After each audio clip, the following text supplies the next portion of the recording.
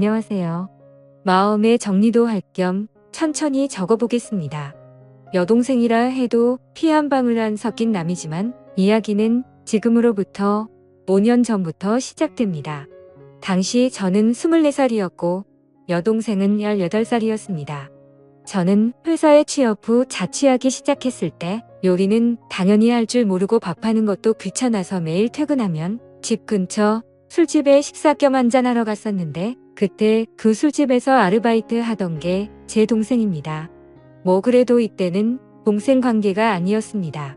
이 술집에서의 만남은 제 인생을 크게 바꾸는 만남이었습니다.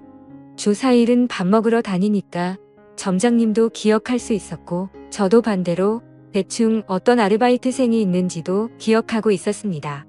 특히 여동생은 주 6일에 아르바이트를 했기 때문에 인상적이었습니다.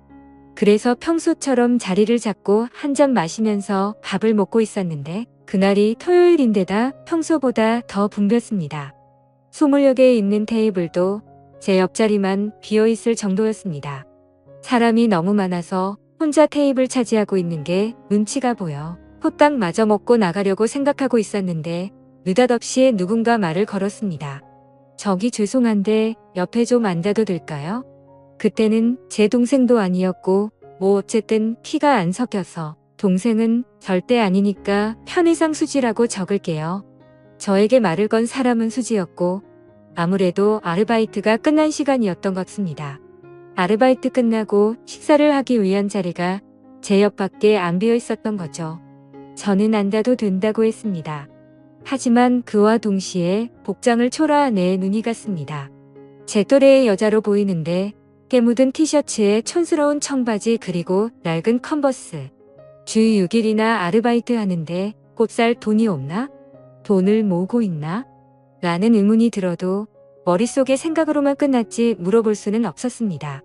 그날은 결국 대화다운 대화도 나누지 못했지만 왠지 호기심이 생겼습니다. 수지가 자리에서 일어난 후 가게 점장님께 수지에 대해서 무심코 물어봤습니다. 수지 씨는 뭔가 학비라도 모으고 있어요? 훌륭하네요. 나이도 젊은데 왜 그렇게 생각해?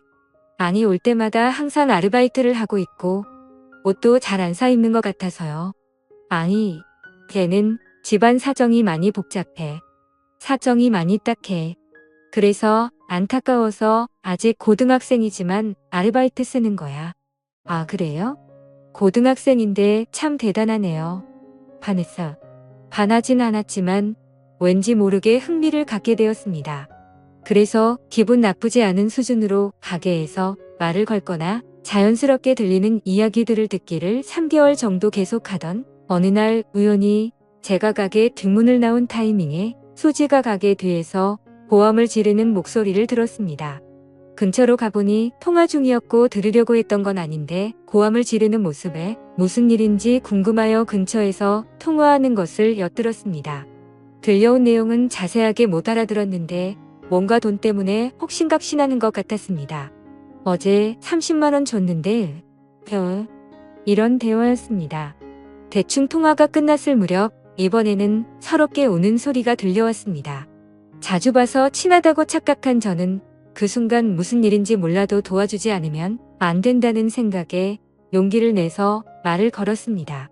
밤늦은 시간에 가게 뒤에서 울고 있는 여자에게 양복 입은 직장인이 말에 건네는 건 이상한 모습으로 보이겠지만 그런 건 개의치 않았습니다. 무슨 일 있어요? 수지는 눈물을 너무 많이 흘렸는지 눈을 동그랗게 뜨고 있었습니다. 왜요? 누가 돈 빌려달래요? 아니에요. 남에게 말할 건 아닌 것 같아요. 괜찮아. 에이 괜찮아요. 남이지만 말해도 돼요. 저한테 말하고 나면 기분이 좀 풀릴 수도 있어요. 수지는 고개를 숙이면서 띄엄띄엄 자신에 대해서 이야기하기 시작했습니다. 아버지는 없으시고 어머니뿐인데 집에 정말 돈이 없는데 어머니는 전혀 일하지 않으시고 수지가 번 돈으로 생활을 하고 계신다는 겁니다. 나라에서 나오는 돈이 있으면 그 돈으로는 사치를 하시고 생활비는 전부 수지가 드리는데도 불구하고 어머니는 돈이 떨어지면 수지한테 전화해서 막말을 하셨다고 합니다. 그래서 정말 못 사는 동네에서 겨우겨우 살고 있는데 최근엔 전기세랑 가스세도 못 내고 있어서 힘들어서 울었다고 하더라고요. 얘기를 들으면서 저도 모르게 눈물이 났습니다. 저는 얘기를 다 듣고 제 지갑에 있는 돈을 모두 꺼내 수지한테 줬습니다. 수지는 절대 못 받는다고 했는데 저는 그냥 막무가내로 줬습니다. 언제든지 괜찮으니까 갚을 수 있을 때 돌려달라고 했습니다. 그래도 수지는 계속해서 거절을 했습니다. 괜찮으니까 받아요. 나중에 못 갚더라도 상관없으니까 받아도 돼요. 돈 안 갚는다고 겁주는 그런 사람 아닙니다. 이 말을 듣고 되게 고마워하며 제가 준 돈을 받았습니다. 그 후 수지를 집에 데려다주고 연락처를 교환했습니다. 수지네 집은 정말 비바람만 겨우 막을 수 있을 것 같은 아주 오래된 주택이었습니다. 그걸 보고 저는 울컥하는 기분이 들었습니다. 돈은 2주 뒤에 돌려줬습니다. 저는 무슨 일이 있을 때마다 수지를 신경 썼습니다. 아르바이트만 하니까 공부가 소홀해진 건 아닌지 그런 생각이 들어서 가르쳐 주거나 집에 안 쓰는 물건 같은 것도 주고 있습니다. 고등학생과 사귀는 사이거나 그런 건 절대 아니었고 친구처럼 꽤 친해져서 제 집에도 자주 들락날락했습니다. 알게 된 지 1년 정도 지난 시점에는 살이 빠져서 안색도 별로 안 좋아 보였던 애가 누가 봐도 건강하게 보일 정도로 살도 붙었습니다. 예전에 저를 만나기 전에는 아침 점심 거르고 하루에 한 끼 먹는 게 전부였다고 했습니다. 상상만 해도 또 눈물이 나네요. 그래서 저는 제 집에 놀러 올 때면 먹고 싶은 거 항상 사주고 아르바이트 끝나면 배가 찢어지게 먹을 수 있도록 해줬습니다. 그러다 수지가 고등학교 졸업이 얼마 안 남을 무렵에 한밤중에 저에게 전화를 했습니다. 상당히 동요하는 목소리였고 숨을 제대로 못 쉬는 것 같았습니다. 통화로는 대화가 어려웠고 결국 저는 수지의 집으로 향했습니다. 집에 도착하니 수지가 나왔는데 눈물 범벅인 얼굴과 토사물이 얼굴과 옷 여기저기에 묻어 있었습니다. 천천히 진정시키고 무슨 일이냐고 물으니 어머니께서 갑작스레 심장마비로 술집 화장실에서 쓰러졌다는 겁니다. 계속 눈물만 흘리고 어쩔 줄 몰라 하는 수지를 데리고 어머니께서 옮겨진 병원으로 함께 갔습니다. 병원에 도착하자 이미 어머니께서는 안치소 같은 곳에 있었습니다. 같이 술을 마셨던 것 같은 아저씨가 거기에 있었습니다. 화장실에서 멀리 볼 때 심장마비를 일으켰나 봐 수지는 계속 울었고 저도 어떻게 해야 할지 몰라서 저는 그냥 나왔습니다. 근데 그때나 지금이나 저는 깊이 생각을 안 한다던가 제멋대로인 면이 있는 건 알고 있지만 수지 어머니께서 쓰러지셨다고 했을 때 차라리 이게 잘된 게 아닐까 생각했습니다. 지금까지 수지를 괴롭혔고 수지도 자유로워질 수 있다고 생각했거든요. 하지만 수지는 효도를 못했다던가 자기가 신경 쓰지 않았기 때문에 죽었다면서 흐느끼어 울었습니다. 확실히 자기를 힘들게 했던 사람이라도 유일한 가족이었기에 어머니를 잃은 수지의 슬픔은 깊었습니다. 그 후 장례식이니 뭐니 하는 것은 어머니의 형제간에 거행하게 된 모양이었습니다. 그 장례식에서 앞으로 수지는 어떻게 해야 할지에 대해서 형제들끼리 대화를 나눈 것 같은데 일단 미성년자이니까 누군가가 수지의 양치권자가 되어야 하는데 아무도 맡으려고 하지 않았습니다. 다들 모르는 척 곤란한 척하기 바빴습니다. 정말 가족이란 게 뭘까 하고 속상했습니다. 고등학교를 졸업하면 취직해서 독립할 거고 미용사가 되고 싶다고 딱 한 번 말한 적이 있었는데 하고 싶은 것을 할 수 있는 환경에서 꿈을 이뤘으면 좋겠다는 제 바람과는 달리 잘 안 될 것 같아 보여서 슬펐습니다.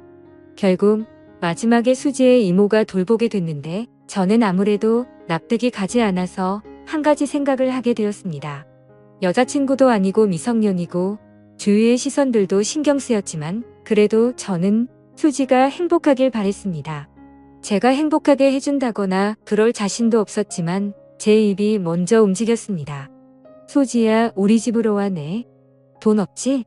그러니까 우리 집에서 살아. 무슨 생각이에요? 그동안 힘들었잖아. 앞으로는 그만 힘들었으면 좋겠어. 그러니까 내 동생으로서 우리 집에 와서 살아. 여동생이요? 그럴 순 없어요. 몇몇 대화를 더 나눴는데 결국 수지가 결정하기까지 일주일 정도 걸렸고 최종적으로 반년 동안만 신세 지는 걸로 해서 제 집에 오기로 했습니다. 일단 친권자가 되신 아주머니께 허락을 받기 위해서 면담을 했더니 아니나 다를까 흔쾌히 승낙을 하셨습니다. 그때의 표정은 짊어지던 짐이 없어진 것 같은 안도의 표정이셨는데 평생 잊지 못할 표정이었습니다. 그리고 저와 수지의 남매 생활은 고등학교 졸업을 기점으로 시작되었습니다. 같이 살기 시작했을 때 뒤늦게 제 부모님께도 말씀을 드렸는데 특히 아버지께서 너는 훌륭한 남자야 라며 상당히 응원해 주셨기 때문에 큰 걱정 없이 수지를 돌볼 수 있었습니다. 졸업 후 바로 취업하려던 수지는 제가 극구 반대를 해서 1년 재수 후에 미용 전문학교에 입학을 했습니다. 재수하는 1년 동안은 틈틈이 아르바이트도 하면서 집안일도 했습니다. 집안일도 처음에는 형편없었는데 점점 더 능숙해졌고 아르바이트에서 번 돈으로 매달 생활비도 보탠다고 하는 걸 알리다 보니까 반년만 신세 진다던 약속이 어느새 학교도 졸업하고 취업도 했습니다. 처음에는 촌스럽게 차를 입었었는데 정말 예쁜 여자가 돼서 학교 졸업식에서 신세진 사람에게 메시지를 전하는 자리에서 다들 부모님이나 선생님을 얘기했는데 수지만 혼자서 탱탱씨 고맙습니다 하면서 메시지를 읽는데 눈물이 핑 돌더라고요. 처음에는 다음 달에 꼭 저에게 신세진 거 갖고 나가서 살 거라는 게 말버릇이었는데 언제부턴가 조금만 더 지내도 될까요? 라는 게 말버릇이 되어 있었습니다. 그런 애매한 관계를 결국 계속해서 지금에 이르렀는데 최근에 수지가 우리의 관계를 확실히 하고 싶다는 말을 했습니다.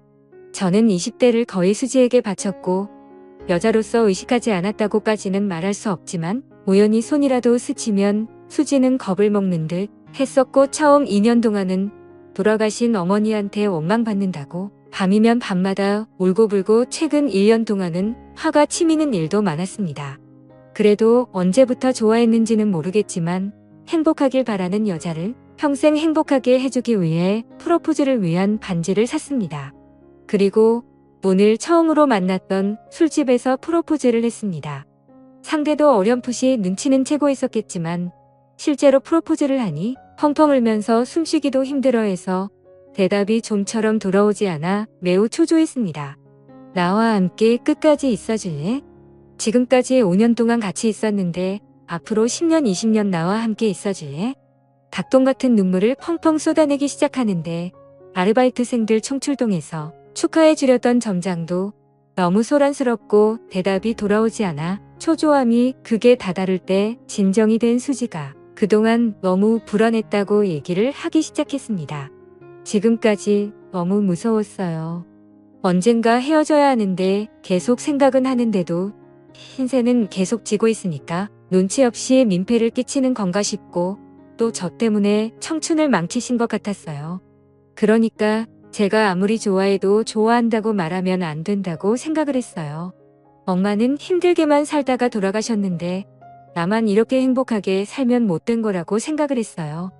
눈물 범벅된 얼굴로 흐느끼며 여자로 안 보는 것 같아 괴로웠다는 등의 얘기 끝에 프로포즈를 받아줬습니다.